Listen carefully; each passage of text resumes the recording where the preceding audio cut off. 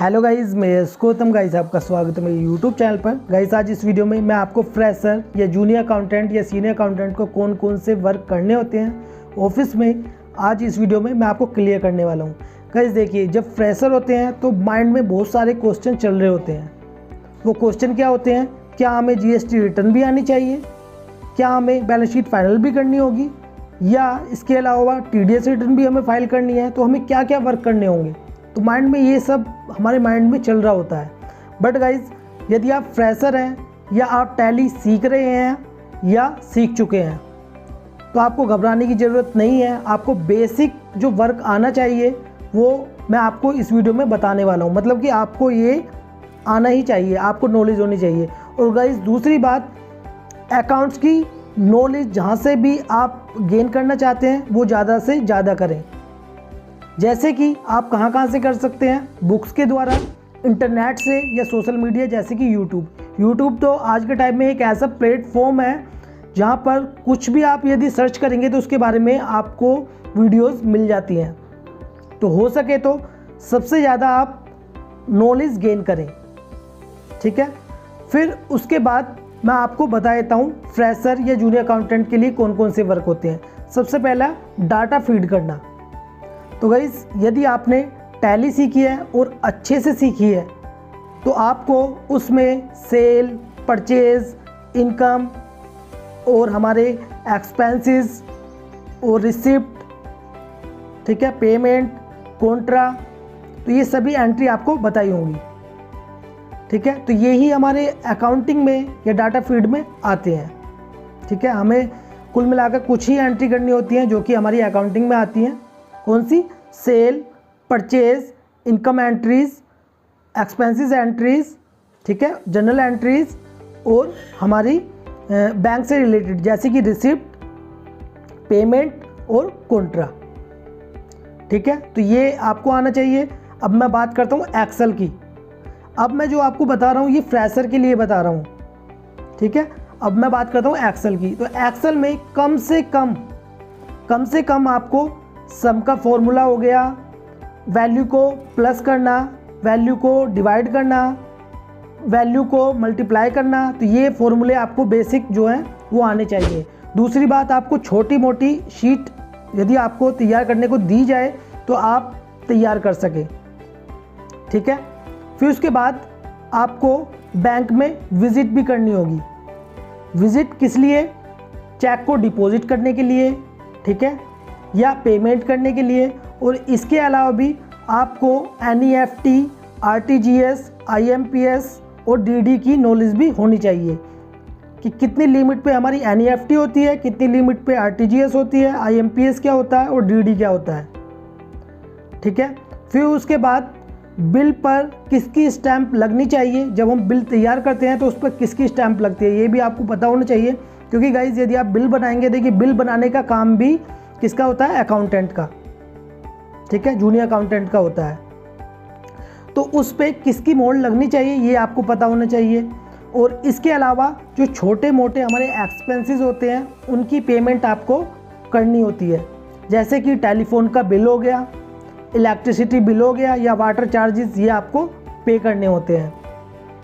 फिर उसके बाद नेक्स्ट जो है वो है सेल ऑर्डर तैयार करना। तो ऑर्डर भी आपको तैयार करने होते हैं। और इसके अलावा क्रेडिट नोट, डेबिट नोट के बारे में आपको पता होना चाहिए। डेबिट नोट क्या होता है, क्रेडिट नोट क्या होता है, और B2B, बिजनेस टू बिजनेस, जो हमारा बिजनेस टू बिजनेस वर्क होता है उसकी नॉलेज होनी चाहिए। B2C क्या होता है वो आपको पता होना चाहिए। तो मैं आपको बता देता हूँ B2B क्या होता है।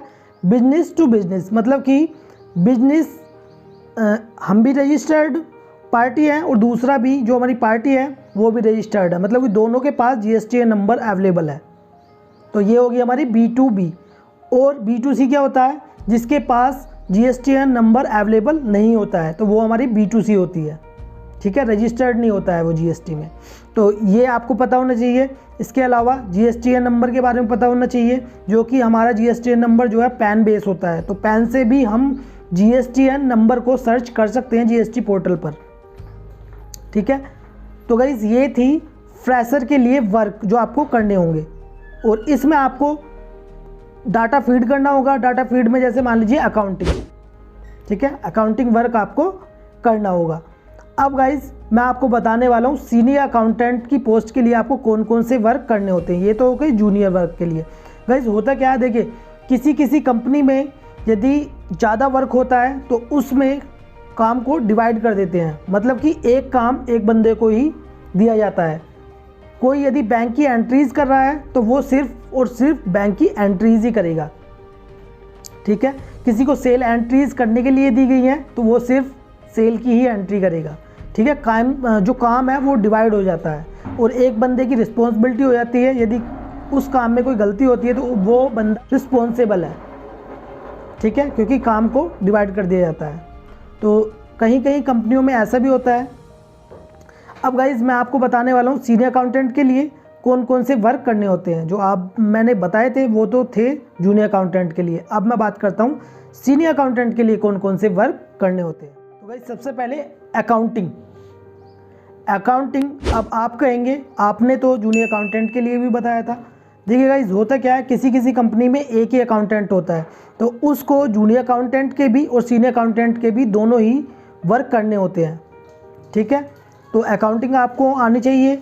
जब कोई बंदा जूनियर अकाउंटेंट से सीनियर अकाउंटेंट बन जाता है तो अकाउंटिंग तो उसको आती है, ठीक है। फिर उसके बाद जीएसटी रिटर्न। देखिए आज के टाइम में जीएसटी रिटर्न्स भी सीनियर अकाउंटेंट को ही करनी होती है।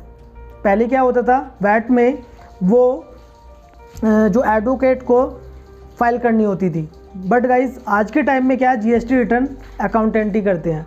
और इसके अलावा टीडीएस प्रोविजंस वो आपको पता होने चाहिए। एक एक प्रोविजंस यानी कि सेक्शन, टीडीएस का सेक्शन कि हमें किसका कितना हमें टीडीएस काटना है, तो ये टीडीएस प्रोविजंस की नॉलेज आपको होनी चाहिए। मतलब कि टीडीएस सेक्शन के जो टीडीएस सेक्शन होते हैं उसकी नॉलेज आपको होनी चाहिए, टीडीएस प्रोविजंस की।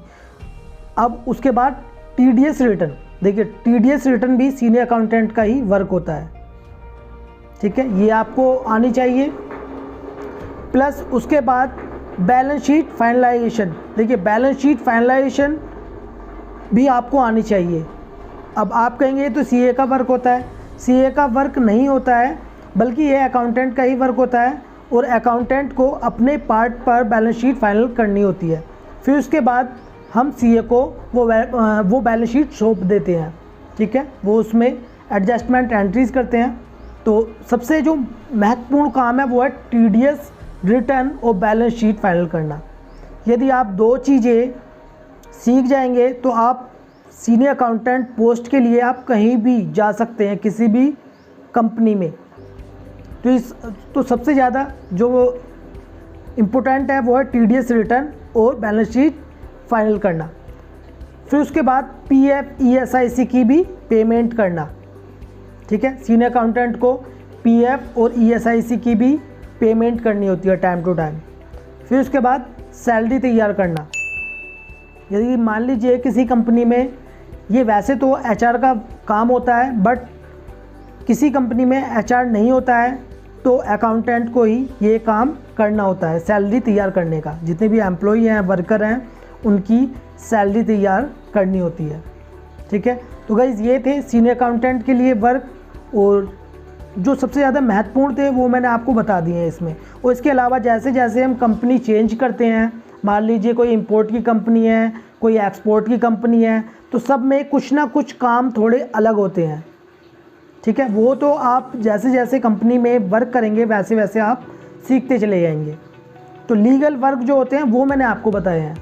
जो कंपनी के छोटे मोटे इससे अलग जो वर्क होते हैं वो आप कंपनी में जाएंगे, वर्क करेंगे, जैसे जैसे एक्सपीरियंस होगा तो आपको उसकी नॉलेज भी होती चली जाएगी, ठीक है। तो गाइज़ ये वीडियो आपको कैसी लगी प्लीज़ कमेंट बॉक्स में जरूर बताएं, और वीडियो आपको अच्छी लगी तो प्लीज़ लाइक कर दें और इस वीडियो को शेयर करें अपने फ्रेंड्स के साथ। वीडियो देखने के लिए धन्यवाद।